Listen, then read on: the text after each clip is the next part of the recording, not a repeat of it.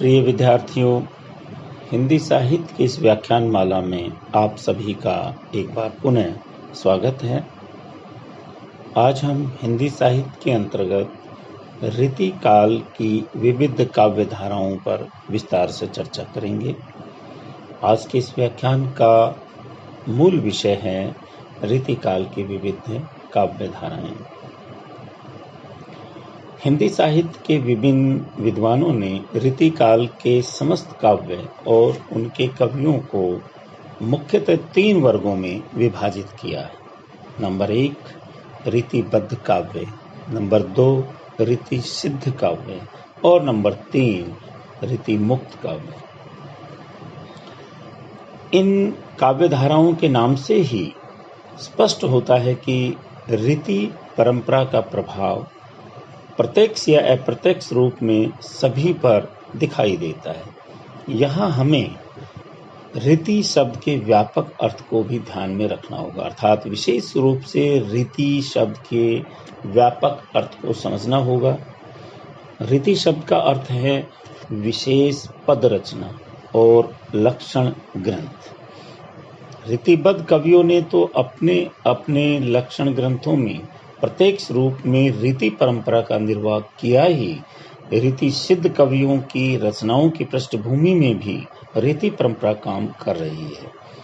रीति मुक्त कवियों की रचनाएं विशेष पद रचना के अंतर्गत स्थान पा जाती हैं। इस प्रकार इस काल के संपूर्ण साहित्य में सीधे या टेढ़े रूप में रीति परंपरा कार्य करती हुई हमें दिखाई देती है।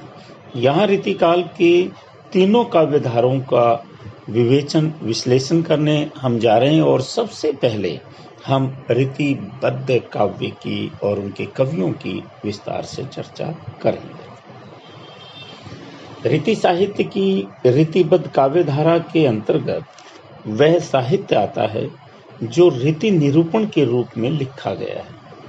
इसमें इस काल में लिखे गए वे सभी रीति ग्रंथ आ जाते हैं जिनमें काव्यांगों का पद में लक्षण प्रस्तुत कर उनके उदाहरण के रूप में स्वरचित काव्य प्रस्तुत किया गया है। डॉक्टर नगेंद्र इसे आचार्य कवियों का काव्य कहते हैं।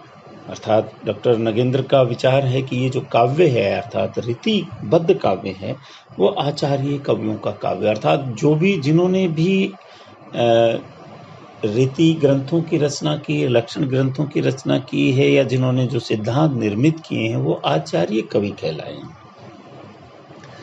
आचार्य विश्वनाथ प्रसाद मिश्र इसे रीतिबद्ध या लक्षणबद्ध की संज्ञा देते हैं या रीतिबद्ध साहित्य के अंतर्गत उदाहरण सहित लक्षण निरूपण करने वाले कवियों के साहित्य का विवेचन कर रहे हैं। देखिए, स्पष्ट रूप से इस रीतिबद्ध साहित्य में लक्षण ग्रंथों की रचना हुई है। हिंदी रीति लक्षण ग्रंथों में लक्षण निर्धारण के मौलिक प्रयास नहीं हुए, बल्कि अब ये देखिए खास बात ये दिखाई देती है कि ये जो इस काल के रीति बद्ध जो काव्य में लक्षण ग्रंथ लिखे गए हैं, ये लक्षणों का निर्धारण किया गया है, ये उनका मौलिक प्रयास नहीं है, बल्कि संस्कृत लक्षण ग्रंथों के लक्षणों का पदबद्ध अनुवाद प्रस्तुत कर उनके उदाहरण के रूप में काव्य की संरचना की गई है। इसलिए हिंदी में आचार्य क्रम और कवि क्रम संस्कृत साहित्य के समान अलग अलग नहीं बल्कि एक ही है। अर्थात जैसे हम संस्कृत साहित्य में देखते हैं तो जो सिद्धांतों के निर्माता हैं वो आचार्य हैं और कवि अलग हैं, लेकिन हमारे यहाँ जो लक्षण ग्रंथों की रचना करने वाले अर्थात रीतिबद्ध काव्य के अंतर्गत जो कवि हुए हैं जिन्होंने लक्षणबद्ध ग्रंथों की या लक्षण ग्रंथों की रचना की है वो कवि और आचार्य दोनों कहलाए। इसीलिए इसे आचार्य काव्य भी कहा जा सकता है और लक्षण ग्रंथों की सीमा में ये बंधे हुए हैं, इसीलिए लक्षणबद्ध या रीतिबद्ध भी हैं। वस्तुतः रीतिबद्ध काव्य से अभिप्राय उस काव्य से है जो रीति की विशेष परिपाटी पर लिखा गया हो। यहाँ हम डॉक्टर शिव कुमार शर्मा की लिखी हुई बात को या कही भी बात को कोट करते हैं। वे इस संबंध में कहते हैं कि ये जो कवि हैं अर्थात जो रीतिबद्ध कवि हैं, एक बंधी बंधाई परिपाटी के अनुसार चलते रहे। ये किसी नवीन मौलिक उद्भावनाओं को जन्म नहीं दे सके। प्राय ये नायक नायिका भेद तथा अलंकार निरूपण में लगे रहे। उन्होंने काव्य शास्त्र की जटिल समस्याओं को नहीं छुआ। देखिए, हम चर्चा करें प्रमुख रीतिबद्ध कवि और उनका काव्य। रीति निरूपण के अंतर्गत रीतिबद्ध कवियों के मुख्यतः दो भेद किए जा सकते हैं। अर्थात इस रीतिबद्ध जो काव्य है, उनके कवियों ने दो तरह से रीति का निरूपण किया है। नंबर एक, सर्वांग निरूपक कवि, और दूसरी विशिष्टांग निरूपण कवि। अर्थात रीतिबद्ध कवियों के मुख्यतः दो भेद हैं। एक तो बताया गया कि सर्वांग निरूपक कवि और दूसरा विशिष्टांग निरूपक कवि।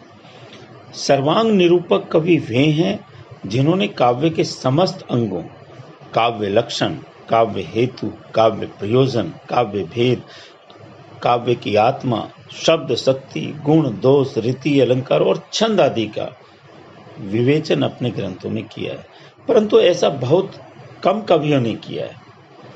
और विशिष्टांग निरूपक कवि वे हैं जिन्होंने एक, दो या तीन अंगों का निरूपण कर उसके उदाहरण स्वरूप अपना काव्य प्रस्तुत किया है। इन दोनों वर्गों के कुछ प्रमुख कवि और उनके साहित्य का परिचय इस काव्य धारा को समझने में सहायक होगा, जिनकी हम यहाँ चर्चा कर रहे हैं। सबसे पहले हम बात करेंगे सर्वांग निरूपक रीतिबद्ध कवियों की। इनमें सबसे पहले जो सर्वांग निरूपक रीतिबद्ध कवि हैं, उनमें सबसे प्रमुख कवि आते हैं चिंतामणि, और ये इनका समय है लगभग सन 1600 ईस्वी के आसपास का। आचार्य रामचंद्र शुक्ल ने रीति काल का आरंभ चिंतामणि से माना है। एक विशेष बात ये देखिए कि प्रमुख कवि हैं और शुक्ल जी रीति काल का आरंभ ही चिंतामणि से मानते हैं। चिंतामणि उत्तर प्रदेश के जिला फतेहपुर में स्थित कोडा के रहने वाले थे। ये राजा हमीर के कहने से भूषण और मतीराम के साथ तिकवांगपुर में बस गए थे। इनके आश्रयदाता के रूप में शाहजी भोसले, शाहजहाँ और दारा सिकों का उल्लेख किया जाता है। आमतौर पे इनके द्वारा लिखे 9 ग्रंथ बताए जाते हैं, जिनमें आता है नंबर 1 रस विलास, नंबर 2 छंद विचार, पिंगल, नंबर 3 कवि कुल कल्पतरु, जो बहुत प्रसिद्ध काव्य माना जाता है, कवि कुल कल्पतरु, नंबर 4 श्रृंगार मंजरी, 5 कृष्ण चरित्र, और छठा काव्य विवेक, 7वां है इनका काव्य ग्रंथ काव्य प्रकाश, 8वां कवित्व विचार, और 9 रामायण। इनमें पहले 5 तो उपलब्ध हैं, लेकिन बाद के हमें उपलब्ध नहीं होते हैं। देखिए कि नंबर 1 रस विलास जो उनका पहला ग्रंथ है, काव्य ग्रंथ है, इसमें रस का विवेचन, अर्थात ये रस विवेचन का ग्रंथ है। नंबर 2 छंद विचार पिंगल, तो ये दूसरा जो ग्रंथ है इनका वो छंद शास्त्र का ग्रंथ है। नंबर 3 है जो श्रृंगार मंजरी है, नायक नायिका भेद का ग्रंथ है। और जो चौथा है कवि कुल कल्पतरु, इनकी सबसे महत्वपूर्ण रचना है। इसमें काव्य गुण, अलंकार, रीति, काव्य दोष, नायक नायिका भेद, हाव भाव, रस तथा रस के विभिन्न अवयवों आदि का निरूपण किया गया है। आचार्य मम्मट और आचार्य विश्वनाथ का प्रभाव इनके रीति निरूपण पर स्पष्ट रूप से हम देख सकते हैं। सर्वांग निरूपण कवियों के अंतर्गत जो दूसरे महत्वपूर्ण कवि हैं वो हैं देव। महाकवि देव रीति साहित्य के मूर्धन्य कवि माने जाते हैं। ये इटावा के निवासी थे। इनका पूरा नाम देवदत्त था। औरंगजेब का पुत्र आजम शाह को इनका पहला आश्रयदाता माना जाता है। इनके अंतिम आश्रयदाता पिहानी निवासी अकबर अली खां बताए जाते हैं। इनके द्वारा 72 ग्रंथों की रचना की जाती है, ऐसा माना जाता है इन्होंने कि 72 ग्रंथों की रचना की है, जिनमें 15 उपलब्ध हैं तथा प्रमुख हैं ये ग्रंथ। जो नंबर 1 जिनमें आता है भाव विलास, दूसरा भवानी विलास, तीसरा कुशल विलास, तीसरा जाति विलास, रस विलास, प्रेम तरंग, सुख सागर तरंग, राग रत्नाकर आदि। भाव विलास में रस सामग्री, रस भेद, नायक नायिका भेद व अलंकारों का विवेचन है। देव के काव्य को काफी सराहा गया है। नायिका भेद और उनकी संख्या विस्तार देव जैसा किसी ने नहीं दिया, अर्थात नायिका भेद करने में सबसे प्रमुख कवि देव माने जाते हैं। कुल मिलाकर रीति निरूपण और कवित्व दोनों में देव रीतिबद्ध काव्य में अपना एक विशेष स्थान रखते हैं। हिंदी आलोचकों में देव और बिहारी की तुलना कर एक दूसरे को श्रेष्ठ या कनिष्ठ साबित करने की होड़ रही है। काफी समय से ये माना जाता रहा है कि देव श्रेष्ठ हैं या बिहारी श्रेष्ठ हैं। और इसी सर्वांग निरूपण काव्य परंपरा में जो तीसरे कवि हैं, महत्वपूर्ण कवि भिखारी दास, ये उत्तर प्रदेश के प्रतापगढ़ के रहने वाले थे। इनका रचना काल 1725 से लेकर 1760 ईस्वी के बीच माना जाता है। इनके 7 ग्रंथ उपलब्ध हैं।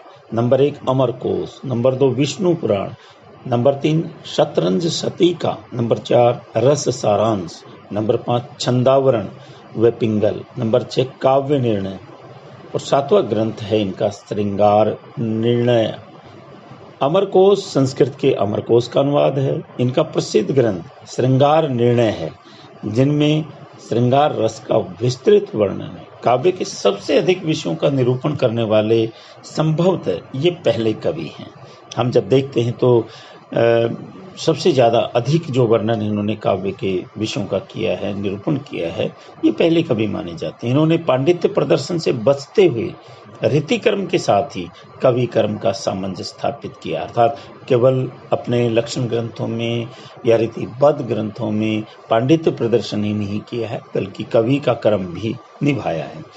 इसी परंपरा में नंबर 4 जो कवि हैं वो हैं ग्वाल, जो बहुत महत्वपूर्ण कवि ये भी माने जाते हैं। ये रीतिकाल के अंतिम चरम के प्रख्यात सर्वांग निरूपक रीति सिद्ध कवि हैं।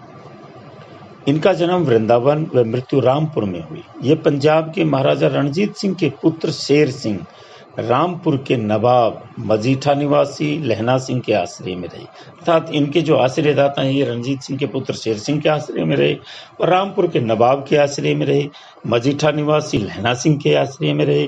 इनके रीति ग्रंथों में रसिकानंद, कवि दर्पण, साहित्यानंद, नेहनिका आदि माने जाते हैं। साहित्यानंद इनका बहुत महत्वपूर्ण ग्रंथ है। रसिकानंद में नायिका भेद सहित रस विवेचन भी किया है इन्होंने। रीति निरूपण में इनकी प्रवृत्ति समन्वयात्मक रही है। आचार्य पक्ष की तुलना में कवि पक्ष की उपेक्षा हुई है। जब ये रीति निरूपण करने लगते हैं तो कहीं न कहीं आचार्य पक्ष इनका अधिक उभरता है। इनके अतिरिक्त सर्वांग निरूपण काव्य के अंतर्गत कुलपति मिश्र, कुमारमणि, सोपनाथ, रसिक गोविंद, प्रताप शाही, अमीरदास ने भी सर्वांग रीति निरूपण काव्य रचना की है। नंबर 2 पे हम आते हैं विशिष्टांग निरूपण रीतिबद्ध कवि। इनमें सबसे महत्वपूर्ण पद्माकर को कहा जाता है। पद्माकर रस निरूपण और रसपूर्ण सृजन करने वाले रीतिबद्ध कवियों में विशेष स्थान रखते हैं। इनके रचे हुए 7 ग्रंथ माने जाते हैं। Number 1 Himmat Bahadur Virudavali, number 2 Padmabharan, number 3 Jagad Vinod, number 4 Prabodh Pachasa, number 5 Ganga Lahari, number 6 Pratap Singh Virudavali और नंबर 7 ईश्वर पचीसी। इनमें हिम्मत बहादुर विरुदावली और प्रताप सिंह विरुदावली काव्य हैं तथा जगद विनोद और पद्माभरण रीति ग्रंथ हैं। शेष भक्ति और वैराग्य संबंधी रचनाएं हैं। इनमें इनकी जितनी भी रचनाएं प्राप्त होती हैं उनमें सबसे उत्तम जो ग्रंथ है या रचना है वो जगद विनोद को ही माना जाता है। विशिष्टांग निरूपण कवियों की इस परंपरा में दूसरे नंबर पर आते हैं मतीराम।